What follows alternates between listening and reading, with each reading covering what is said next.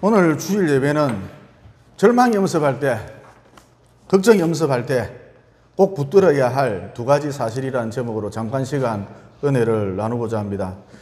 필립 얀시가 적은 대표적인 기독교 저술가입니다. 필립 얀시가 적은 하나님께 실망했습니다 라는 책이 있거든요.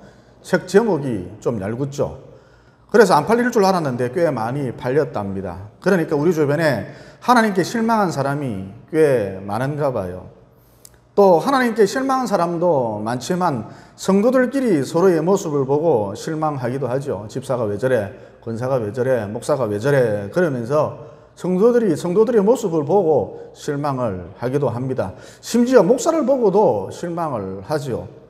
저도 마찬가지입니다. 지금까지 목회를 해오면서 가만히 보니까 초신자를 보고는 좀처럼 실망을 하지 않았는데, 왜냐? 기대를 하지 않으니까 초신자를 보고는 별로 실망을 하지 않는데, 연수가 좀 된 신자들을 보고는, 교회 좀 다녔던 성도님들을 보고는 실망하는 경우가 꽤 많더라는 것입니다. 왜냐? 기대를 하니까. 그래서 제가 목회를 해오면서 깨달은 것이 무엇이냐? 기대를 하지 않아야 실망도 하지 않는다. 여러분, 성경도 이 원칙적으로 이것을 강조해 주고 있죠. 즉, 사람은 기대의 대상이 아니다. 사람은 그저 사랑의 대상일 뿐이다. 우리가 기대를 할 분은 오직 상천하지의 하나님 한 분뿐이시다. 그런데 여러분, 원칙적으로는 이 이야기가 맞는데, 우리가 사회생활을 하다 보면 상대방에게 기대할 수밖에 없는, 부탁을 하거나 당부를 하거나 상대방에게 기대할 수밖에 없는 그런 경우가 많이 생기죠. 또 이때 거절을 경험하기도 합니다. 문전박대를 당하기도 하죠. 그러니까 인생살이 필연적으로 실망을, 절망을 경험할 수밖에 없다는 것입니다. 우리가 방금 읽은 본문 말씀은 AD 64년경 핍박이 극심할 때에, 박해가 극심할 때에 곧 성도들의 삶 속에, 그 인생 속에 실망이, 절망이 최고조에 이르렀을 때 적혀진 복음서거든요. 따라서 지금 절망 중에 계시다면 다른 성경을 읽는 것도 무방합니다만 베드로 전후서를 반복해서 읽으면 참 좋다는 것입니다. AD 64년경 로마에는 네로 황제라는 정신 나간 황제가 있었거든요. 어느 날 그가 시를 적는다는 이유로 자기의 시흥을 돋구기 위해서 전체 로마에 불을 질러 버렸답니다. 이 양반은 시 같지도 않은 시, 더티하게 표현해서 또라이 같은 시 몇 개 적은 게 전부 다거든요. 한마디로 네로 황제는 시하고는 아주 거리가 먼 사람이라는 거예요. 여러분, 로마 황제가 로마에 불을 질러놓고 도대체 어떤 시를 적었겠습니까? 여러분 같으면 어떤 시를 적겠습니까? 확 불 질러놓고 어떤 시를 적겠습니까? 아 뜨거워, 아 뜨거워, 아 뜨거워, 잘 탄다, 잘 탄다, 잘 탄다, 이런 괴짜 시를 적었을까요? 어쨌든 시 하나 남긴다고 전체 로마에 불을 질려버렸으니까 민심이 엄청 사나워졌겠죠. 그래서 네로 황제가 잔머리를 썼습니다. 내가 불을 지른 게 아니고 그건 헛소문이고 지어낸 이야기고 기독교인들이, 예수쟁이들이 불을 질렀다, 이렇게 잔머리를 썼죠. 자기가 당하지 않으려고 언론 플레이를 했답니다. 따라서 로마 시민들은 기독교인만 보면, 교회 다니는 사람들만 보면 이성을 잃어버렸던 것입니다. 즉 기독교인들에 대한 무자비한 박해, 잔인한 핍박이 시작되었다는 것입니다. 그래서 베드로가 실망하고 있는, 절망의 나락에 떨어져 있는 초대교회 성도들을 대상으로 해서 베드로 전후서라는 편지를 적어서 보내주었던 것이죠. 즉 이것을 읽고 위로받으라는 것입니다. 그러면 베드로 전후서의 주제가 무엇인가? 마음에 실망이 가득할 때에, 마음에 절망이 가득할 때에, 절망이 엄습할 때에 나는 하나님 가족의 일원이다, 이 사실을 결코 놓치지 말라는 것입니다. 또 하나는 좋으신 하나님이, 선하신 하나님이, 사랑의 하나님이 내 인생의 작가가 되신다, 이 사실도 놓치지 말라는 거예요. 그러니까 나는 하나님 가족의 일원이다, 하나님이 내 인생의 작가가 되신다, 이 두 가지 진리를 굳게 붙들고 있을 때에 절망을 뚫고 얼마든지 능히 일어설 수 있다는 것입니다. 얼마 전 인기리에 종영된 펜트하우스라는 드라마에 보면 약자들이 막 당하거든요. 왕따 당하고 살해당하고 짓밟히고 그러잖아요. 1탄에서도 그랬고 2탄에서도 그랬거든요. 그래서 시청자들이 벌떼처럼 일어났죠. 뭐 이런 거지 같은 드라마를 만들었느냐 그러면서 항의가 빗발쳤다는 것입니다. 그런데 그때 저는 속으로 이렇게 생각을 했습니다. 끝에 가면, 마지막에 가면, 완결판에 가면 악인들이 철저히 당할 거야. 응징당할 거야. 보응을 당할 거야. 선은 장려하고 악은 징벌한다. 이를 권선징악이라 그러죠. 이것은 권선징악은 드라마의 불분율이야. 이렇게 속으로 생각을 하고 있었죠. 그러면 제가 왜 이렇게 생각을 했느냐. 우리나라 사람들은 악인은 반드시 벌을 받고 악인은 반드시 대가를 치르고 선한 사람은 보상을 받는다. 한을 푼다. 이걸 너무너무 좋아하기 때문입니다. 쉽게 말해 우리나라 사람들은 드라마든 영화든 연극이든 해피엔딩으로 끝나는 것을 너무너무 좋아한다는 것이죠. 그래서 적어도 우리나라에서 작가 생활을 해서 밥벌이를 하려면 반드시 꼭 어떤 경우에라도 해피엔딩으로 끝을 내야 한다는 것입니다. 아니나 다를까 최근 펜트하우스 3탄이 나왔는데 악인들이 모두 천벌을 받았잖아요. 또 죽는 것보다 더 비참한 것이 정신병자가 되는 것인데 악인들 다 정신병자가 되었죠. 그러니까 펜트하우스 해피엔딩으로 마무리되었다는 것입니다. 또 5년 전에, 불과 5년 전에 전 국민 절반이 시청했다는 스크릿 가든도 그렇고 도깨비도 그렇고 주인공은 절대 안 죽잖아요. 총알이 막 주인공을 피해 다녀요. 그렇게 총을 많이 쏘는데도. 심지어 주인공은 어떻습니까? 죽어도 다시 살아납니다. 이어 주인공이 행복하게 사는 것으로 대부분 드라마의 끝이 마무리되잖아요. 즉 해피엔딩으로 끝난다는 것입니다. 그러니까 우리 하나님이 어떤 분이시냐, 펜트하우스, 시크릿 가든, 도깨비를 만든 작가하고 거의 비슷하다고 보시면 됩니다. 그러니까 저와 여러분의 인생 우여곡절이 많고 파도와 바람이 극심하고 심지어 깊은 절망의 나락에 떨어진다 할지라도, 그런 경험이 있다 할지라도 반드시 우리 인생의 끝은, 우리 인생의 결론은, 우리 인생의 결말은 해피엔딩으로 끝나게 되어져 있다는 것입니다.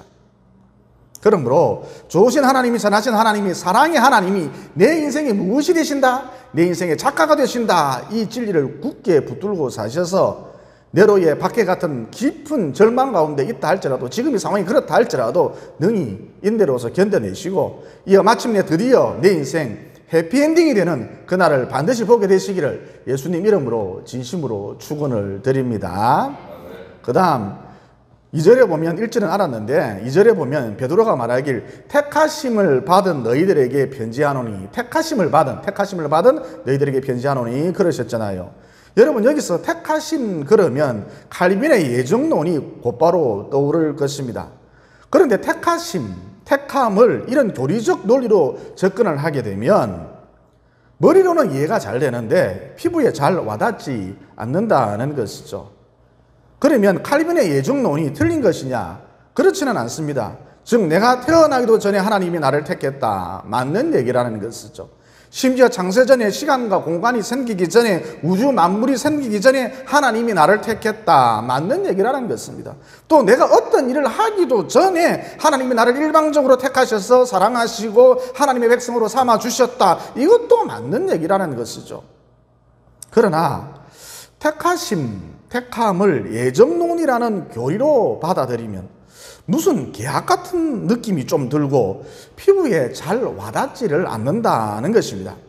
그러면 택함을 어떤 식으로 받아들이는 게 좋으냐 하면, 나는 원래부터 처음부터 하나님 가족의 일원이었다. 즉 원래부터 처음부터 하나님은 내 부모님이 되시고 나는 그분의 딸이다, 나는 그분의 아들이다, 이렇게 받아들이는 게 참 좋다는 것이죠. 그래서 하나님이 도대체 왜 나를 사랑하시느냐, 하나님이 도대체 왜 나를 사랑하시느냐, 내가 잘났기 때문에, 내가 예쁘기 때문에, 내가 착하기 때문에, 내가 훌륭하기 때문에 나를 사랑하신 것이 아니라 내가 원래부터 처음부터 애초부터 하나님의 자녀였기 때문에 하나님이 나를 사랑하신다는 것입니다. 그러면 여러분 하나 예를 들어 보겠습니다. 이 지구상에 아무도 없어요. 나밖에 존재하지 않습니다. 그런데 그럼에도 불구하고 하나님이 고작 나 하나 살리자고, 전 인류가 아닙니다. 고작 나 하나 살리자고 당신의 독생자를 십자가에 못 박아 버리시겠습니까? 여러분 생각은 어떻습니까? 정답은 하나님은 나 하나를 살리시기 위해서 기꺼이 당신의 독생자를 십자가에 못 박아 버리신다는 것이죠. 그러면 그 이유가 무엇일까요? 원래부터 처음부터 하나님은 내 부모님이 되시고 원래부터 처음부터 나는 그분의 딸, 그분의 아들이기 때문입니다. 쉽게 말해 가족관계라니까요. 그래서 이 지구상에 아무도 존재하지 않고 나밖에 없다 할지라도 하나님은 나를 살리시기 위해서, 나를 구원하시기 위해서 기꺼이 당신의 독생자를 십자가에 못 박아 버리신다는 것입니다. 여러분 결혼할 때 보면 부모님들이 약간씩은 반대를 하잖아요. 특히 딸 가진 엄마들이 꽤 반대를 하는 편입니다. 저는 꼭 기생오라비 같이 생겼다, 또 소도둑놈 같이 생겼다, 그러면서 괜시리 핑계를 대고 시비를 걸고 이유를 대고 반대를 한다는 것입니다. 대부분이 다 그래요. 제 목회 초창기 때 이런 일이 있었습니다. 모 권사님이 계셨는데 외동딸 결혼을 반대를 하시는 거예요. 이유는 방금 전 말씀드렸다시피 사야 될 사람이 꼭 소도둑놈 같이 생겼답니다. 덩치도 엄청 크고 까무잡잡하고 전체적으로 시커멓게 생겼대요. 여러분 눈 밑에 시커먼 걸 특히 무엇이라 그러죠? 다크서클이라 그러잖아요. 다크서클도 막 거의 입술까지 내려와 있고 막. 그래서 권사님이 이 결혼을 반대를 했습니다. 예, 제가 그 권사님을 위로해 준답시고, 우리 권사님의 눈, 매의 눈 아닙니까? 독수리 눈 아닙니까? 현미경 아닙니까? 그랬거든요. 어쨌든 제가 그 권사님을 위로해 준답시고 이런 말을 했는데, 제 말이 끝나기가 무섭게 그 권사님 말씀하시기를, 그 권사님 목사님 내 눈이 목사님 말씀대로 정확하지요. 매의 눈이죠. 현미경 같죠. 정확하죠. 내가 보는 눈 정확하죠. 그러더라는 것입니다. 그래서 얼떨결에 그 권사님하고 저하고 갑자기 급친해져서 밖에서 식사도 하고 커피도 마시고, 무엇보다 권사님하고 저하고 공동전선을 펼쳐서 딸이 그 남자와 결혼하지 못하도록 분위기를 몰아갔다는 것이죠. 그런데 여러분이 잘 아시다시피 자식 이기는 부모는 없잖아요. 무슨 얘기냐? 결국 그 권사님 딸이 그 남자와 결혼을 하게 되더라는 것입니다. 그리고 권사님이 자기 외동딸에게 말하기를, 딸아 부디 행복하게 잘 살거라, 별 남자 없더라. 처음에는 김서방이 꼭 소도둑놈같이 생겼던데 자꾸 보니까 귀엽더라, 예쁘더라, 정이 들더라. 이어 엄마가 이런 식으로 말을 해버리니까 그동안 있었던 모든 일들이 다 묻혀버리더라는 것이죠. 그러니까 이 권사님하고 딸하고의 냉정관계가, 그 모든 앙금이, 겹겹이 첩첩이 쌓였던 그 모든 앙금이 하루아침에 정리가 되더라는 것입니다. 그런데 저하고의 앙금은 좀처럼 정리가 안 되더라는 것이죠. 주일날 아침 교회 입구에서 인사를 하는데 권사님도 저를 노려보고 섭섭한 표정을 짓고, 사위도 저를 보고 노려보고 섭섭한 표정을 짓고, 딸도 이상하게 또 저를 노려보고 섭섭한 표정을 짓고 그러더라는 것입니다. 쉽게 말해 좀처럼 앙금이 가시지 않더라는 것이죠. 저만 낙동강 오리알이 되었습니다. 그러니까 여러분, 가족이라고 하는 것이 참 무섭더라는 것입니다. 즉 목사는 버릴 수 있어도 결국 엄마는 딸을 버리지 못하고 딸 역시 엄마를 버리지 못하더라는 것입니다. 여러분, 나랑 하나님과의 관계도 이와 똑같습니다. 여러분이 하나님을 버릴 수 있을 것 같습니까? 물론 일시적으로는 버릴 수는 있어도 결국은 천부의 의지 없어서 손 들고 옵니다 그러면서 다시 돌아오게 돼 있습니다. 절대로 여러분이 하나님 못 버린다니까요. 반대로 하나님이 여러분을 버릴 수 있을 것 같습니까? 택도 없는 소리죠. 우주 끝까지라도 달려가서 하나님이 여러분을 구원해 내고야 말 것입니다. 그러니까 나와 하나님과의 관계는 무슨 관계다? 가족 관계라는 것입니다. 그러므로 그 어떤 절망 가운데 있다 할지라도 원래부터 처음부터 하나님은 내 부모님이 되시고 나는 그분의 자녀다라는 이 진리를 붙드셔서 절망 가운데 있다 할지라도, 비록 지금 절망 가운데 있다 할지라도 다시 일어나시고 인내하시고 이 기간을 잘 버텨나가시고 마침내 좋은 날, 행복한 날, 승리의 그날, 해피엔딩의 그날 보게 되시기를 예수님 이름으로 진심으로 축원을 드립니다. 그 다음 우리가 믿는 하나님은 아버지 하나님이신데 이 아버지 하나님이 어떤 아버지시냐? 나를 위해 열심히 일하시는 아버지입니다. 여러분 지난주 설교를 기억하실는지 모르겠는데 우리가 이 땅에 존재하는 이유가 무엇이라고 말씀드렸습니까?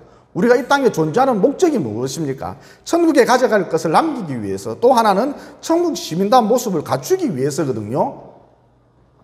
그러니까 하나님 아버지가 우리를 위해서 일하시는데 어떤 일을 하시느냐? 우리가 천국에 가져갈 것을 남길 수 있도록, 천국 시민다운 모습을 갖출 수 있도록 끊임없이 일하신다는 거예요.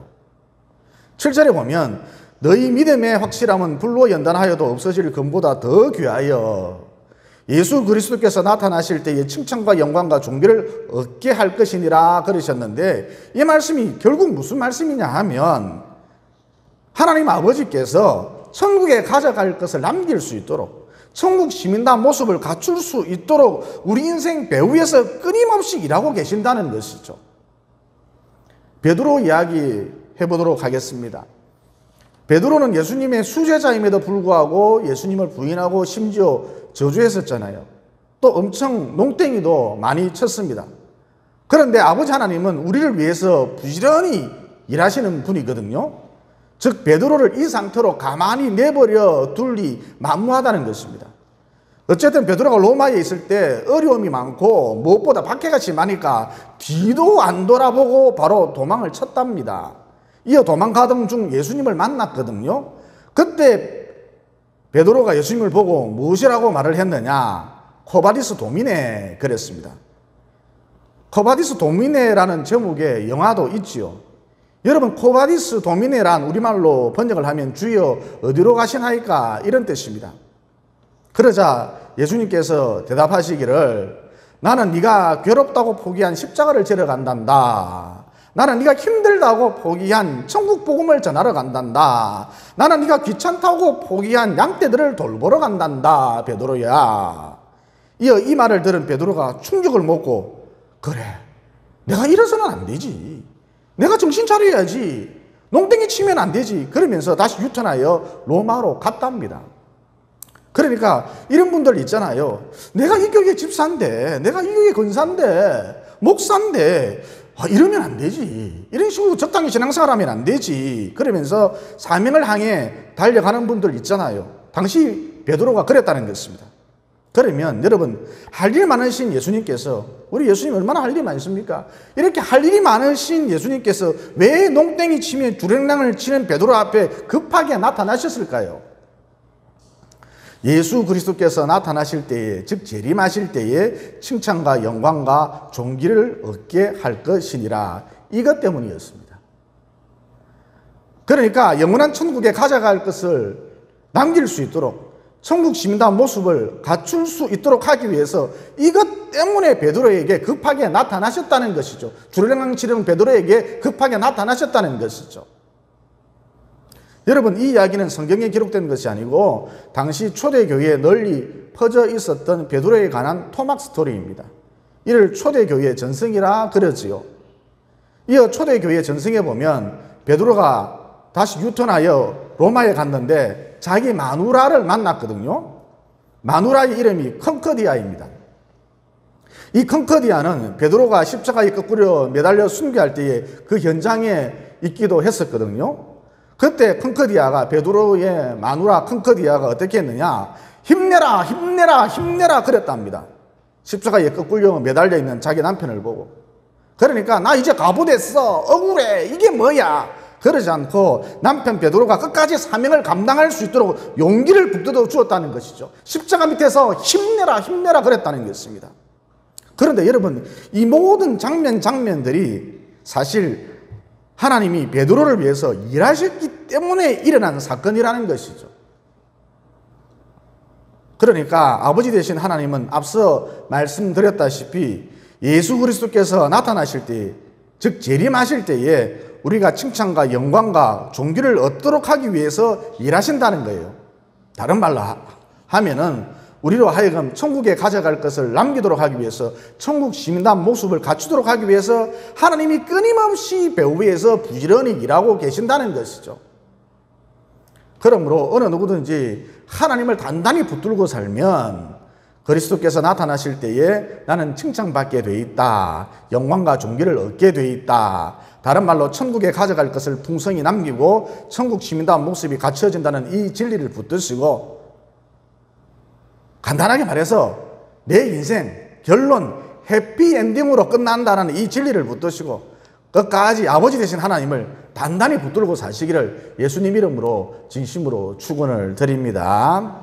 그 다음 앞선 말씀과 똑같은 맥락의 이야기인데, 반복되는 이야기인데, 우리가 그 어떤 위기 앞에서도 절망해서는 안 되는 이유는 하나님이 내 인생의 작가가 되시기 때문이다라는 것이죠. 그러니까 선하신 하나님이, 좋으신 하나님이, 사랑의 하나님이 내 인생의 작가가 되시기 때문에 내 인생은 그 어떠한 일이 있더라도, 그 어떠한 일이 내게 닥친다 할지라도 결국은 마침내 해피엔딩으로 끝나게 돼 있다는 것입니다. 우리는 요셉의 이야기를 통해서 이것을 쉽게 잘 알 수가 있지요. 그리고 본문 4절에 보면 썩지 않고 더럽지 않고 쇠하지 아니하는 유업을 잊게 하시나니 곧 너희를 위하여 하늘에 간직하신 것이라 그러셨잖아요. 이게 무슨 말씀이냐? 나에게 천국을 주시기 위해서, 영혼을 주시기 위해서, 상급을 주시기 위해서 하나님이 부지런히 일하신다, 내 인생의 작가가 되어 주신다는 것이죠. 여러분, 우화 중에 이런 얘기가 있습니다. 어느 날 하루살이하고 메뚜기가 신나게 놀고 있었거든요. 이어 그러던 중 드디어 저녁이 되었답니다. 그래서 메뚜기가 하루살이를 보고 오늘 너무 늦었다, 내일 만나서 놀자. 그래서 하루살이가 메뚜기를 보고 내일이 뭐야, 그런 게 있어. 이 메뚜기가 너 내일 몰라? 한숨 푹 자고 일어나면 눈을 뜨면 내일이잖아. 밤이 지나고 해가 뜨면 내일이잖아. 그래서 하루살이가 그런 게 어디 있노? 말도 안 된다, 택도 없는 소리 하지 마라, 그러면서 휙 날아가 버렸답니다. 여러분, 하루살이는 하루만 살기 때문에, 고작 하루만 살기 때문에 내일을 이해할 수가 없는 거죠. 이어 동이 트고 그 다음 날이 되었습니다. 메뚜기가 밖에 나가 보니까 하루살이가 안 보이거든요. 그래서 이번에는 개구리하고 신나게 놀았답니다. 언제까지 신나게 놀았느냐? 봄부터 시작해서 가을까지 놀았답니다. 정신없이 논 것이죠. 그래서 개구리가 메뚜기를 보고, 메뚜기야, 우리 내년에 또 만나서 실컷 한번 놀아보자. 그러자 메뚜기가 내년이 뭐야? 그게 뭔데? 이에 개구리가 메뚜기를 보고, 메뚜기야, 조금만 있으면 찬바람이 불고 날이 엄청 추워지거든. 얼음도 얼고. 이게 겨울이야. 겨울에는 새하얀 눈도 내린단다. 정말 아름답고 장관이지. 그리고 참 신기한 것은 이런 겨울이 지나고 나면 점점점 날이 따뜻해지고 들판에는 새싹들이 돋아난단다. 이게 바로 내년이라는 거야. 하지만 1년밖에 살지 못하는 메뚜기는 개구리가 이야기를 참 잘 지어낸다, 거짓말을 참도 잘한다, 이렇게 생각을 했습니다. 여러분, 우리 주변에 보면 메뚜기 인생이 넘쳐나지요. 즉, 죽음 이후에 세계가 있다, 사후 세계가 있다, 영생과 영벌이 있다, 천국과 지옥이 있다, 이 사실을, 이 진리를 이야기해 주면 지어낸 이야기인 줄 안다는 것입니다. 거짓말인 줄 안다는 것입니다. 그러면 메뚜기 인생은 왜 천국과 지옥에 대해서 전혀 이해를 못할까요? 한마디로 하나님이 그 인생의 작가가 아니기 때문입니다.